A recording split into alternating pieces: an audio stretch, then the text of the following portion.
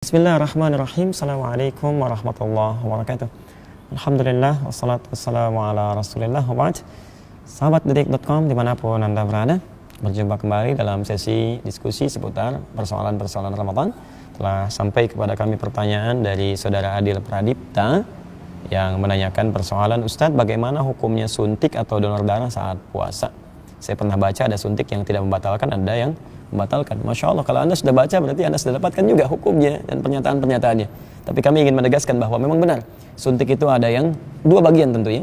Ada yang Anda maksudkan donor darah, ada yang Anda maksudkan suntik untuk memberikan obat atau semacam yang lain.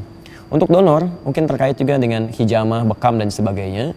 Jika dengan donor itu tidak mengurangi kekuatan Anda dalam menunaikan puasa, maka itu masih boleh dilakukan, tidak ada masalah.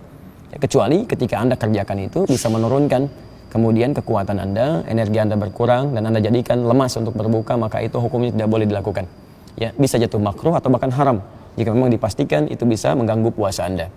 Namun demikian, sekali lagi, jika itu bisa memberikan misalnya energi-energi positif untuk meningkatkan ketaatan dan tidak mengurangi kekuatan Anda puasa, maka itu boleh dilakukan, bahkan jika ada manfaatnya berpahala untuk Anda. Adapun suntikan lain selain donor yang sekiranya bisa menghadirkan energi, ya, Anda tidak makan lewat mulut, tapi Anda masukkan makanan dan energi lewat suntikan misalnya, maka itu membatalkan puasa. Tapi kalau suntik biasa untuk masukkan obat yang bukan dalam keadaan energi-energi tertentu, maka itu sah dilakukan, tidak ada masalah di dalamnya. Wallahu ta'ala a'lam bissawab. Apakah memakai obat tetes mata dapat membatalkan puasa?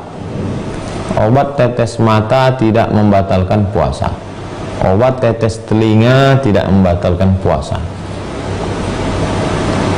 Bisa dilihat dalam fatwa mu'asirah, fatwa kontemporer Syekh Yusuf Al-Qaradawi.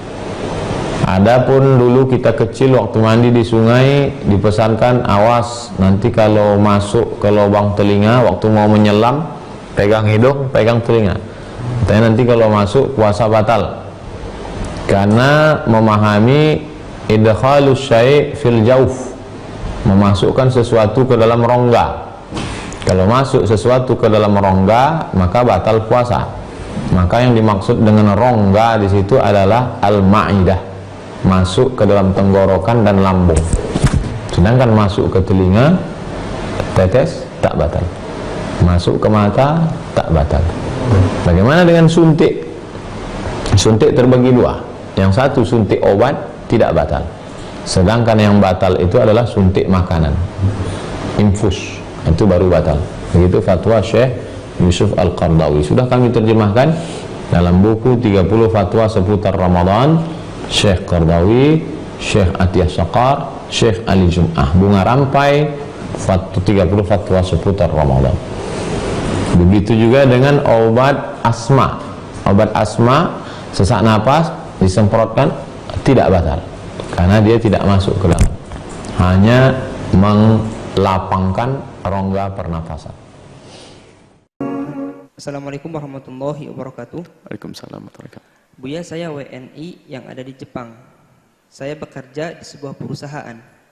Di perusahaan saya ini ada pemeriksaan dengan disuntik di lengan untuk diambil sampel darahnya. Mereka orang Jepang tidak tahu kalau WNI di Jepang sedang berpuasa. Apakah boleh sedang berpuasa dilakukan suntik begitu, Buya? Baik, orang Jepang tidak tahu kalau Anda berpuasa, dan dia tidak salah waktu ngambil darah, karena mengambil darah tidak membatalkan puasa. Jadi itu nggak membatalkan puasa, ya. Mengambil darah sampel, bahkan suntik untuk pengobatan pun, asalkan bukan di lubang yang 5, bukan lubang mulut, bukan lubang hidung, bukan lubang telinga, bukan lubang buang air kecil, bukan lubang buang air besar. Selain 5 ini, maka di lengan dan sebagainya ditusuk tidak membatalkan puasa. Jadi nggak apa-apa, Anda diambil darah untuk sampel. Bahkan kalau seandainya dimasukkan, ya, apalagi itu diambil, kalau dimasukkan sekalipun tidak batal. Memang ada syubhat di dalam ini, adalah masalah kisah tentang hijamah. Di sana ada pendapat selain daripada mazhab Syafi'i, aftarul hajim, ya, masalah hijamah. Jadi dikatakan yang menghijamah batal, yang dihijamah, hijamah apa? Bekam, ya. Yang mengambil bekam batal, yang diambil juga batal. Itu bukan pendapat kita dalam mazhab Imam Syafi'i. Itu selain dari madhab Syafi'i mengatakan hijamah membatalkan. Menurut madhab kita tidak. Barangkali ada syubhah di situ. Karena pernah mendengar madhab selain Syafi'i yang mengatakan hijamah mengeluarkan darah batal, mungkin dianggap itu membatalkan. Tidak. Madhab kita Imam Syafi'i, kalau Anda diambil sampel darah, tidak batal puasa Anda dan lanjutkan puasa.